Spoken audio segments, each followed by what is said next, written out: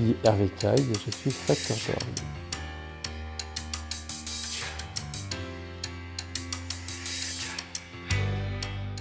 Un des premiers souvenirs d'orgue que j'ai, j'étais tout gamin, j'étais encore à Brest à l'époque. Un jour, je passe devant l'église Saint-Louis et on voit des gens qui sortent des grands trucs de l'église. Je demande ce que c'est, on me dit que ce sont les tuyaux de l'orgue. Et à partir de là, je me suis intéressé à l'orgue. J'ai écrit à l'époque à tous les facteurs d'orgue de France. Il y avait une centaine de maisons. Et je suis parti dans le Jura apprendre le métier. Voilà. J'avais juste 18 ans. Quand j'ai commencé le métier, moi, il y avait quasiment 2 fois plus de gens dans la profession. Aujourd'hui, on est réduit à 250 personnes à travailler dans le métier.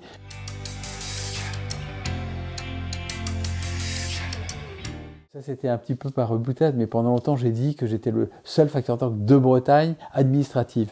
Parce qu'effectivement, dans la Bretagne administrative, il n'y avait plus que moi comme facteur d'orgue, mais sans enlever le fait qu'à Nantes, il y avait plusieurs entreprises, 3 entreprises entre autres. Nantes qui pour moi est en Bretagne quand même. Mais maintenant c'est plus le cas parce que depuis 6 mois, il y a quelqu'un d'autre qui s'est installé du côté de Josselin. Il y a le travail habituel, on va dire, c'est pour des appels d'offres, construire, restaurer des orgues. Et autrement, ce qui est qui est habituel aussi, mais qui est à 2 périodes plus précises dans l'année, je fais 2 tournées d'entretien et d'accord des orgues. Dans l'entreprise, on entretient une centaine d'instruments. Là, on travaille sur la restauration de l'orgue de l'Anilis. Il a fallu restructurer complètement la charpente qui avait été construite il y a 20 ans, mais mal construite. Et donc, il y a des éléments de mécanique qu'il faut refaire.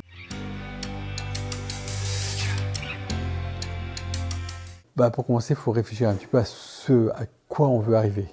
Une fois qu'on a l'idée de l'instrument que l'on veut réaliser, faut le dessiner. Il y a beaucoup de choses qui rentrent en ligne de compte, le lieu où ira l'instrument, son volume, l'acoustique du lieu où l'instrument doit aller, son importance. Une fois que l'orgue est dessiné, qu'il est pensé, on va dire, on commence à construire le meuble, la mécanique, les sommets, c'est-à-dire les parties qui portent les tuyaux, les soufflets, on fabrique des claviers, les tuyaux. Petit à petit, on assemble tout ça jusqu'à avoir un instrument complet. Alors je vais prendre un tuyau qui fonctionne, bon, il n'est pas très beau, mais il devrait à peu près fonctionner quand même.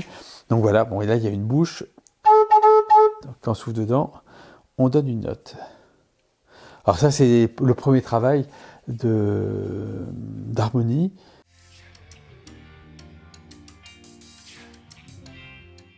Il y a des facteurs d'orgue qui ne jouent pas du tout de musique, mais je trouverais franchement un petit peu frustrant de finir un instrument et de ne pas pouvoir l'essayer. Et de tout le temps, je joue du piano, je joue de l'orgue, je suis organisé entre autres à Saint-Paul-de-Léon, à la cathédrale, et à Plouzivd. À la rigueur, c'est pas une obligation dans le métier.